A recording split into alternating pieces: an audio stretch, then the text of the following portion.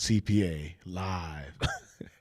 So this week, I thought I would present on a budget. So if you, the last couple of weeks, 2 weeks ago, I had a guest on, one of my good college friends, Roy Spearman, had him share with us about his journey in terms of dealing with money. How did he learn about money? What did he learn about it? How did that affect him growing up and affect his thinking? And then where is he at right now? And then 2 weeks ago, I had my twin brother, Derek, on the podcast to share with us about his journey with money. And, this is a show where, we share some points. I, as a CPA, share some points. And then also our guest share some points. So we're learning, both ways. And one thing that I will say that I picked up from my brother, Roy Spearman, shout out to Roy Spearman, is that one of the books he was reading was The Richest Man in Babylon. And I hadn't read that book. Gosh, it's got to be several years now. And I'm not even sure that I finished the book. But after listening and having Roy on the show, I decided to pick up the book again. I've actually been listening to the book while I'm at the gym, and it's, I gotta tell you, if you haven't read that book, and yeah, I have a book out too that I'm promoting, Make Money Your Employee, and of course, I want you to buy that book. But I have to also give a shout out to The Richest Man in Babylon.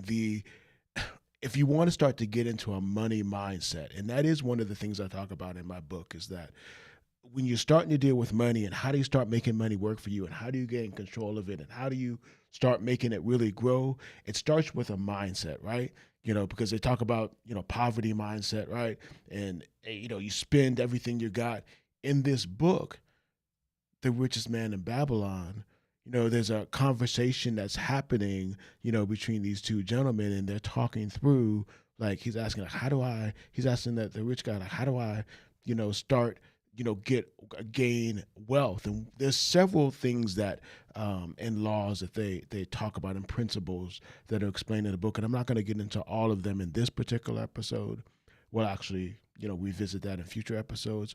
But the one that I wanted to key in on is the one that we're going to talk about today. And that is the ability to actually spend less than you're bringing in. Right? A novel concept, right? Don't spend all the money you got coming in. But the ability to actually be able to hold back and not spend every dollar that comes into your household or your pocket, so that you could have some money to actually put to work, is part of the journey. One of the things you have to do to get on this journey to making your money work for you. So 2 weeks ago, my twin brother, Derek, right? So yeah, we're identical twins, and we have a lot of similarities, but we also have some differences. I'm a CPA, he's an engineer. He likes to work on cars, race cars, work on cars. I have no interest whatsoever in working on cars or anything like that. So very, very different. But one of the things that he talked about that he does religiously at the beginning of every year is budget. He puts together a budget for the whole year to map out where his money is going, and he lives by it. He revisits it. He checks to make sure that his spending matches up with his budget. He lives by his budget. And I said, so this is why it's called the Imperfect CPA show, right? Because I am not that CPA that you may see on Instagram that's, oh, I've got everything together, I don't have any issues. No, if you read my book, right? So here's another plug for reading my book, Make Money Your Employee, which you can actually get on my website, ericmcglothen.com.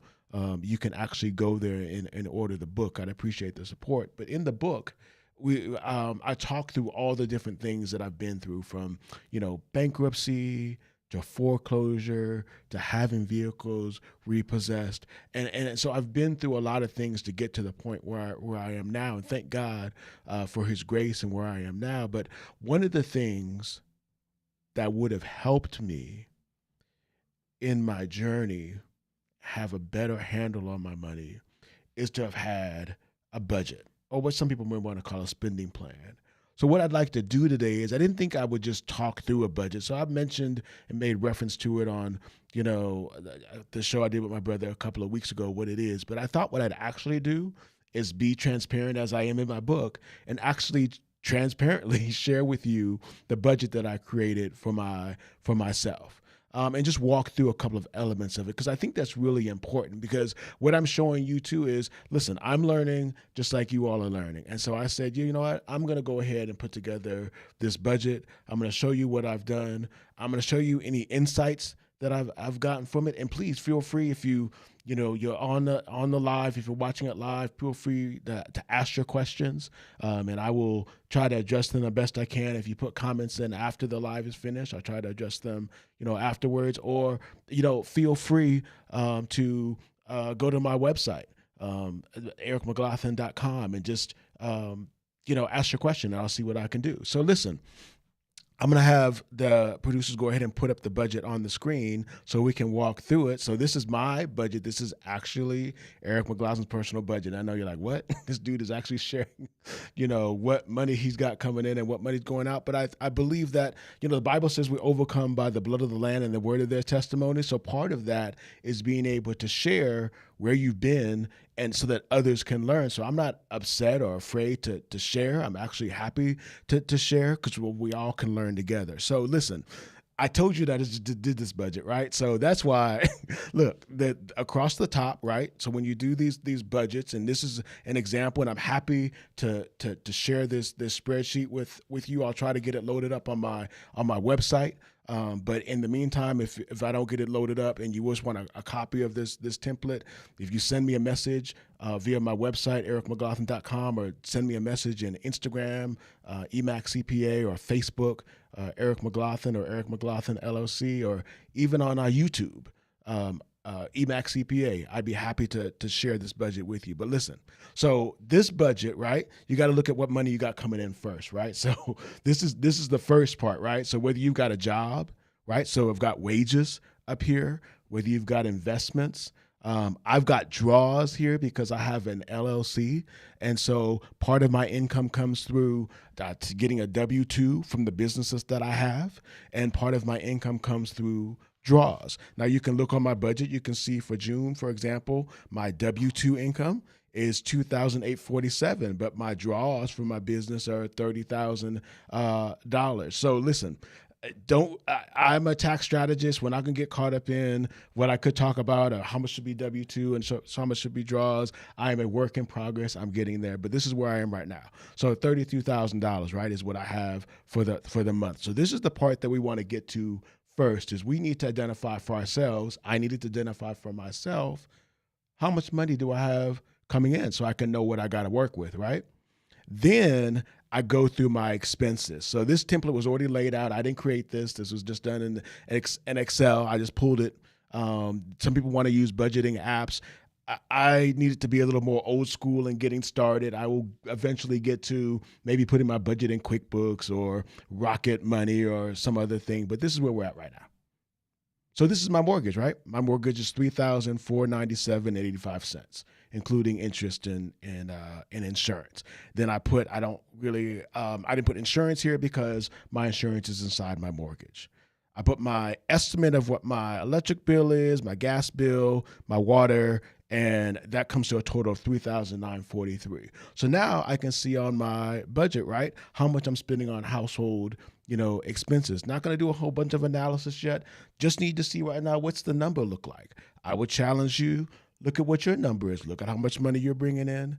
Look at what your home expenses are. And then look, I'm going to daily living, right? So you'll see that I don't have a lot of expenses under daily living.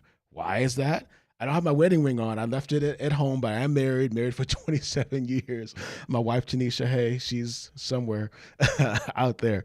But I don't have my ring on, but I am married. But my wife and I, share some expenses. So I did this only on my income and my expenses. I wasn't ready to, and my wife and I didn't talk about sharing all of her information. So this is me. This is just me. But listen, so I don't spend a lot on groceries. My wife really carries the groceries in the house, so I don't spend a lot of groceries. So I don't have a big number for groceries on my budget.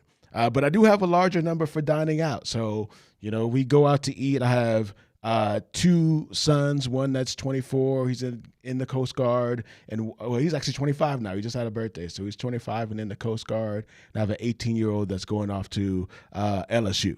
So I got these kids. So right, I gotta when we go out, I gotta make sure I have money to pay for myself to go out, my wife to go out, and my kids.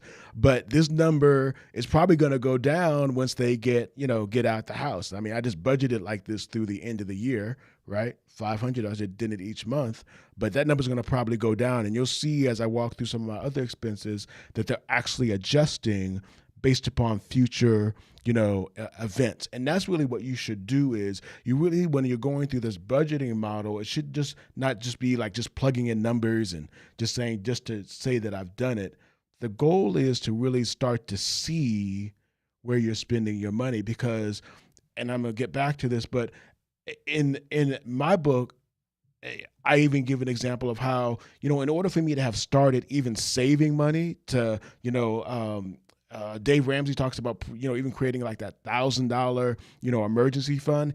Even to get there, you've got to look at what money you've got coming in and what money do you have going out and what changes can you make to make sure you've got more money staying in so you can do things like put money into an emergency fund, put money in a savings and start making your money work for you. But you can't do that if all your money is going out. So that's why this budgeting is so important. So listen, so this is my daily living is about $550.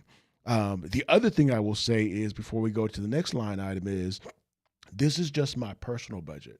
So I'm in business for myself. I own a CPA firm. So there's other expenses that I incur that are run through my business. And that's actually helpful for my personal budget.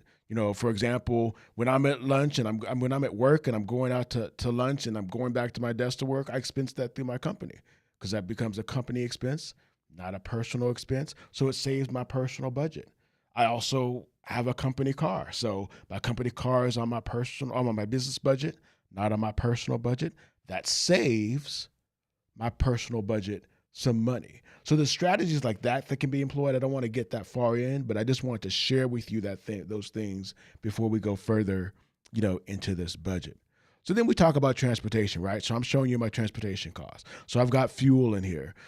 Fuel, again, this $400 estimate is based upon my son and my wife. A lot of the driving I do relates to work, so I don't have a lot of fuel expense, in this budget. Insurance, this is the insurance for multiple vehicles. You see that this number is actually going to go down. And the reason is that right now, like I've got multiple vehicles on my policy. Some of those are going to move off because they're going to go into my business. So you see I've made the adjustment on my budget for the adjustments that are going to happen when those vehicles come off of my personal insurance policy and onto my business policy. See how much money I'm saving? And you might be like, why is this so high? It's because I made a move when I got some vehicles. I put them onto my personal policy real quick until I can work on getting some business insurance. And so it just made the policy jump up real high. So, but these are the kinds of things you can see when you're budgeting. But once it comes off my policy, then you see I start to save and put money back into my pocket because my expense is lower on this insurance. Then I'm going down. So car washing, parking, and so forth. So all in, my total transportation cost is $2,260. So you see that I've already started showing, my household expenses, my daily living, my transportation, and then I have entertainment expenses. So cable, movie stays, concerts, all those kinds of things. So listen, for example, I've got concerts here because my wife and her friend are going to see Patti LaBelle. I don't want to go see Patti LaBelle, so I'm not doing that. But nevertheless, there's some cost here that's related to this concert. So I put that here, but nowhere else. There's no other concerts we're going to this year, at least not planned, so that's not in there. But then, for example, the movies. In August, I put movies in play. Oh, because we're going to go see a play. We're going to try to go see The Lion King. I put it in August. I realized later that The Lion King's actually in October. So I guess right here, I should really make this 0 here. I don't know if I can even change it on the screen. It may not change in this slide, but I would change that and move that 200 over to October. So, right. So in June, right, my Entertainment expenses about $412, and then I have health expenses, right? So you go to the gym. So I'm at Lifetime, so that's $300 a month, right? But then look, this goes down in September and October and November because what's happening? My son is coming off my gym membership, my youngest son, because he's going off to LSU. So I'm going to save some money there. So those are the kind of things you want to make sure is operating in your budget and being dynamic. I've got here life insurance and disability. So I actually put a lot of money in between my wife's policy, my policy, and disability. This is how much money I'm putting in every month into these particular policies for myself. So that goes on my budget. So that my total here is $1,208. I didn't really put in vacations in June because I'm doing some vacations in July, maybe in August. We should be budgeting for those. And I think that's an important thing to think about as we walk through this budget. Is the important thing when we're dealing with budgets is to start thinking about all the things that you want to do, not just the obligations like, paying your mortgage, paying your car note, paying your insurance, but also thinking through like, what things do I want to do and starting to plan for those. I think Roy Spearman, when we did our show several weeks ago, he talked about him and his wife talking through, their vacations and making sure that they put money away for those things so they can make sure they took the vacations that they want to take, which I will say, by the way, is I am really an advocate of making sure that you budget for not just the have to do's, the mortgage, the insurance, going to, paying for your car note, but also the things that you want to do, your vacations, concerts, whatever fun things that you want to do, make allowance for those too, because if you work just all the time and there's no like fun, one is you're going to get tired and you're going to get burned out. Number two, life's going to be boring. Three, you're going to be stressed out. So you got to just do things to make sure that you are balanced in your life. So that's vacations. Okay. Recreation. There was nothing really here that I put under recreation there because none of those categories really apply. I put something for dues, right? And under dues and subscriptions, really this religious organization is tithing. So I will say that I believe strongly in tithing. I think that is how giving my 10% to the Lord is what allows me to prosper in my business and in my personal life. So some people may have that thought, some may not. I'm a big advocate of it. I encourage people to consider tithing if you really want your whole finances to be blessed. That is also another discussion, probably for another time, but that's what's here. And then also I budget for personal, right? Gifts, going to the barbershop, so forth. Let me speed this up. But listen, so you see this right here? These are my financial obligations. I want you to see how many credit cards I have. Let's see. 1, 2, 3, 4, 5, 6, 7, 8, 9, 10, 11, 12, 13, 14, 15, 16, 17, 18. 18 credit cards. That's bad. And I'm working to pay these down, right? So this is, again, my transparent moment, my imperfect CPA moment. I took out, some credit cards for a lot of different things, paying for private school for my son, taking some trips, went to Ghana last year, which was a great 2-week trip, just a lot of different things. So I'm not perfect. I admit that I am in credit card debt, but I'm also admitting the fact that I also have a plan to actually pay off my credit card debt and actually being aggressive about that. I've built some of that into these numbers here, but I have not built all of it in. But I am working to pay down my credit card debt. But again, I will say, so we talk about in budgeting, right? The importance of like aha moments. Me seeing this on paper gave me an aha moment. When I go through all of this, so this is $20,000 a month that's going out, but also this includes like taxes I'm paying on, money going in my retirement. So if I had to say my credit card monthly payments, right, that might be like $13,000 or $14,000 a month, which is still an incredibly crazy number to have. But also when I saw this this made me realize that I've also got to do some things like in terms of paying down my credit cards and then not using them anymore, right? That's a big thing that a lot of us, so not just me, though we're talking about me because it's my show and I'm the one live streaming here, but I'm sure there are plenty of other folks out there that are dealing with this kind of credit card debt. Maybe not as many credit cards, right? Maybe not as much debt, right? But nevertheless, we're trying to deal with how do we deal with this. That'll be another strategy that we'll talk about in another session. Really, my focus here today, because I don't want to be on here for hours talking about this, was just to explain that, hey, at least I had put together this budget, right, to at least see what's happening, right? So these are all the credit cards that I have, and then but also I will say that I am also maxing out the amount of money that I'm putting into my retirement. So I will say that is one of the things that I encourage my clients, and I encourage as many people as I can talk to make sure that we start putting money away for retirement because we're not getting any younger. And I know that when money's tight, it's hard to think like that I need to start putting money away for retirement.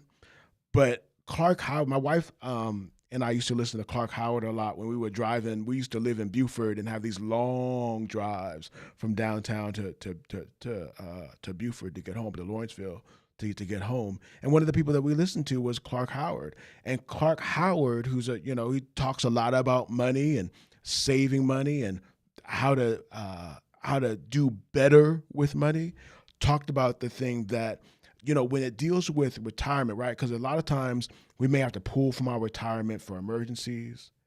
We may pull from our retirements for our child's education, for whatever it is.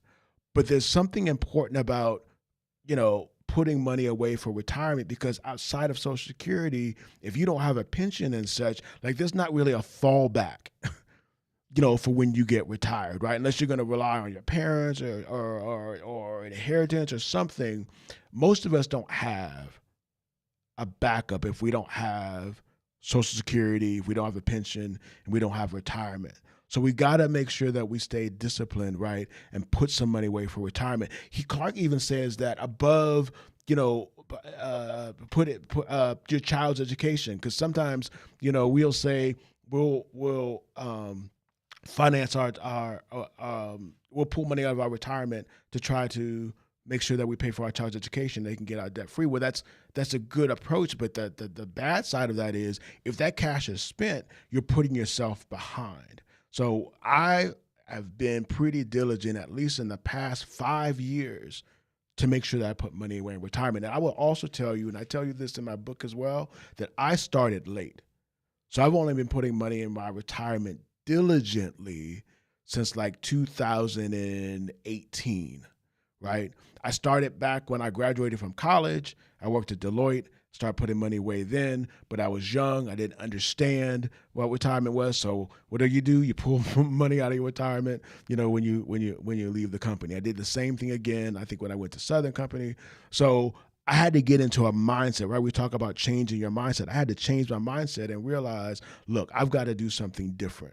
And part of that happened when I met with a financial advisor, and they started telling me, look, you got to start putting money away for retirement, because I'm 53 now. So I've got to have something, when I get ready to retire at 65, or if I want to even, slow down at 60, I've got to do something different. So this is my retirement, and this is my IRA. I know I went on a long rant about that. And then I also had to get right with paying my taxes. So again, transparent moment, right? Imperfect CPA, right? So I also got behind on my taxes. I've been behind several times and then pay them back up. But now I put myself onto an installment agreement to make sure that I pay my taxes, so that I can make sure that I pay my taxes and also pay money into my current taxes so I can be in a better position. This is also an important lesson to learn, particularly if you are an entrepreneur. A lot of the perks that are on W-2, right, they take money out of your check. So when you go to work, before you get your check, they're taking out Social Security, Medicare, federal and state, unless you declare exempt or have them take out very little.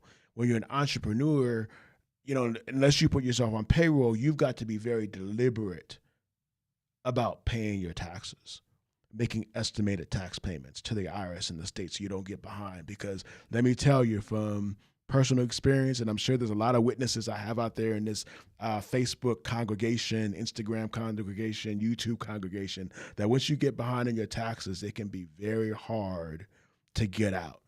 But you gotta pay your taxes. So that's that.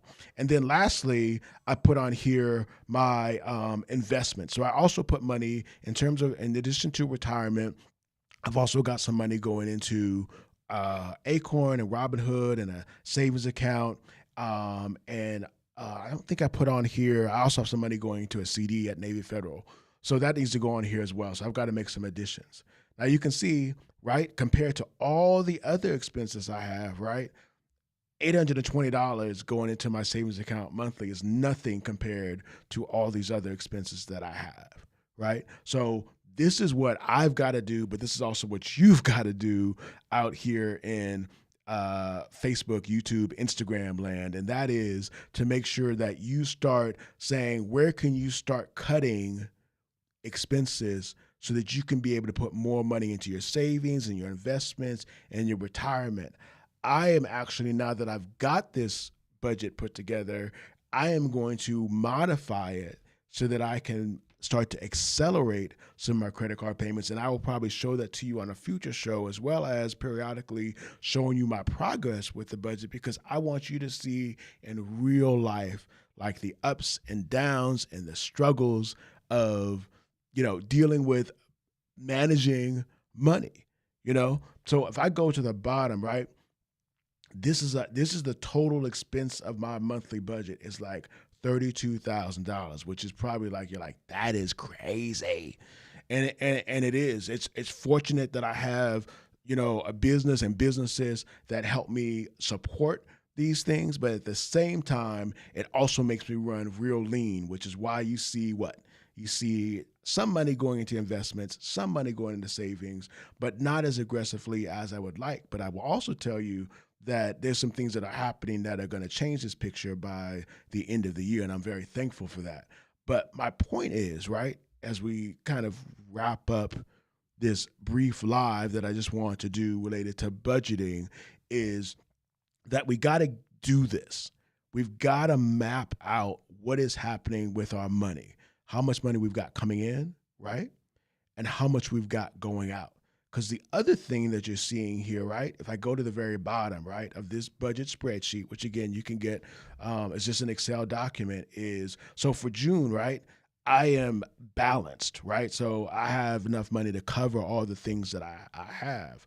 But in like July, in like August, in like September, I'm going to have to revisit some things, right? Because I'm short.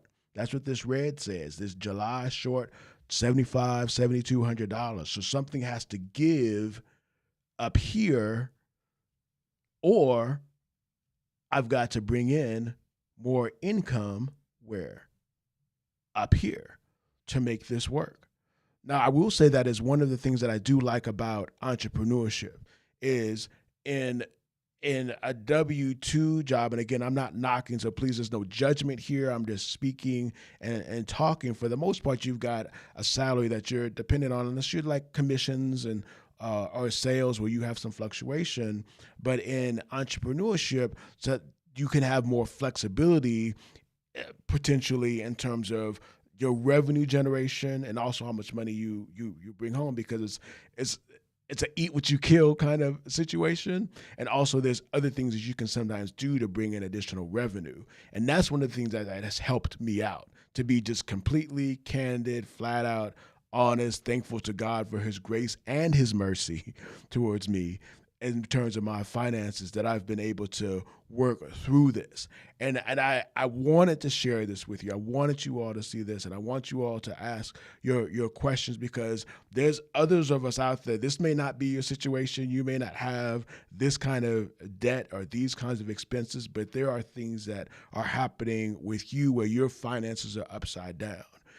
And so you want to get on track. And I'm going to suggest to you that the first thing is to put it on paper. To put it on paper. Because the other thing I realized is that even when the Bible talks about writing the vision and making it plain that they that read it can run with it. Well, if I'm the they, right, I can't run with something that's not on paper. So now that I see this, right, I've already talked with you some of the insights I had, right? Insight one, I got to be more deliberate in paying down my credit card debt because it's the large portion of my budget, right? Number two is, making sure that I make my tax payments so that my installment, I don't keep being in an installment agreement, right? That's going to keep eating away at cash flow. Number three insight might be, hey, you need to generate some more, income to help support your budget and create some more room to invest and make sure, you continue on your road to putting money into retirement. But that's coming from looking at this paper, this budget. And so those are my takeaways. That's what I've gotten from this process, and I want to share that with you. And I hope that you will take away from this that, hey, if I don't have a budget, I'm going to do a budget. If I don't have a spreadsheet or a document, hey, I'm going to hit up Eric on his Facebook, on his Instagram, on his YouTube, or even on my website, ericmcglothen.com, and I will send you this sheet. Or if when I get it up on my website, you can just download it from my website. And number two is, I don't know what number I'm on now, 3 or 4, is I also want to encourage you to start reading, because part of what's come to me in this is I've been reading like other books, and for a while I wasn't even doing a lot of reading because I was so caught up with like work and family, but I've started like reading like while I'm at the gym. So I'm reading like What Would the Rockefellers Do, which I'm loving, that talks about how to make money work inside of a whole life policy, and even more importantly, how to perpetuate wealth. But even more basic is dealing with the richest man in Babylon and these principles that we've got to apply, which we'll also talk through in future episodes, that will turn the corner for us and make us so that no matter where you are, and that's the important thing about the book too, The Richest Man in Babylon, is it doesn't, the gentleman who gained wealth didn't start out wealthy. He was a slave. He worked for somebody, but applying the principles allowed him to get to a position of being wealthy. And then he started teaching those principles to others. So I say that because I think sometimes with Instagram and Facebook, it's hard because we see a lot of our folks out there that are podcasting and influencers that are doing well, and we don't always get to see the journey of how they got there. And maybe for some of them, maybe if they're even there, are they just presenting an image that may not truly be sustainable? But I want you to know in the audience, and this is the reason why I wrote my book, Make Money Your Employee, is that you don't have to be wealthy to be able to start putting money away to save or to even invest. You can start with $1 or $5. Like literally, when I started with Acorn, I think I was doing $25 a week. And when I started with Robinhood, the platform to start investing in different stocks, I might have been doing like $5 purchases. My point was, I just knew for me that I had to get started. If you wait for perfect conditions, the quote goes, you'll never do anything. So I said, I just have to get started. And that's going to be my parting word to you, right? So we've talked about budgeting. We've talked about reading books. I've talked a little bit about investing and saving. And I just want to challenge you all to get started. No matter where you are, get started today. Don't let the day go by and you haven't done something to start to get started on this journey to starting to change your financial complexion of your monies, of your finances. And let's do this journey together. So I appreciate you all tuning in today for this live stream of the Imperfect CPA. Please go to my website and let me know what you thought about the live stream on today. You can tell me on Facebook, tell me on Instagram, tell me on YouTube, like it and share it if you're enjoying it. And then lastly, go ahead and order my book, Make Money Your Employee. And I look forward to seeing you next time on the Imperfect CPA live stream or podcast.